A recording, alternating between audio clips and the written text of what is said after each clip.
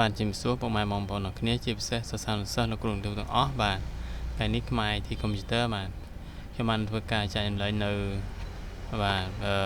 វិធីសាស្ត្រដែលតើតើទៅនឹងអ្នកបងប្អូនណានៅលើអេក្រង់របស់យើងនេះដែលមានបាទរូប icon នៅកម្មវិធីឃើញថាមានតូចមានធំបងប្អូនខ្លះក៏អត់ដឹងពីវិធីបាទធ្វើវាតូចឬក៏ធំតាមតម្រូវការជាថ្ងៃនេះខ្ញុំបង្ហាញពីកលឹះងាយៗទេសម្រាប់បងប្អូនគាត់ដឹងហើយក៏អូខេតែបើសិនជាបងប្អូនណាដែលមិនទាន់ចេះអាចមើលវីដេអូនេះបានតោះអូខេឥឡូវយើងគ្រាន់តែមើលស្នាមលើអេក្រង់នេះមកតមកទៀតយើងយកពាក្យថា view ហើយយើងមើលពាក្យនេះណាឥឡូវគេបើថា large icons មានន័យថាហ្នឹងធំចុចយកសាកមើល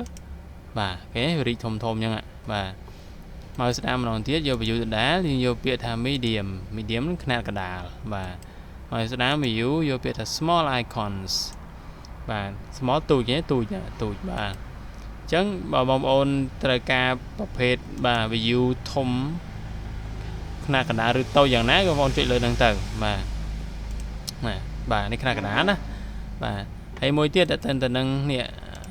ពេលខ្លះយើងឃើញថាបាទកម្មវិធីទាំងអស់ហ្នឹងវានៅរាយប៉ាយលេបដប់ពេញហ្នឹងយើងចង់ឲ្យវានៅម្ដុំមកខាងឆ្វេងអញ្ចឹងគឺយើងចូលទៅមកស្ដាំដូចគ្នាលើអេក្រង់ហ្នឹងយក view ដែរយើងយកពាក្យនេះ tick លើ auto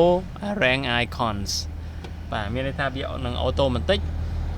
បាទតម្រៀបនៅ icon របស់កម្មវិធីនឹង file ដែលយើងបាន save ទុកលើអេក្រង់ហ្នឹងឲ្យតាមដាំដោយបាទអញ្ចឹងយើងចុចលើវាដោះវិញឥ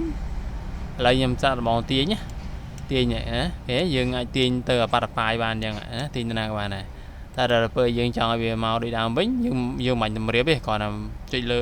មកស្ដាំលើវាមកហើយយកពាក្យថា view ហើយយើងយកពាក្យថានេះ tick លើ auto rank icon នឹងវិញមកហេរត់ទៅរកសភាពដើមវិញបាទស្អាតអញ្ចឹងកន្លែងចំណុចនេះគឺតែប៉ុណ្្នឹងកលឹះខ្លីៗងាយអរគុណច្រើនបងប្អូនអរគ្នាបាទកុំភ្លេចជួយ subscribe ជួយ like ជួយ share អរគ្នាអរគុណច្រើនជម្រាបលា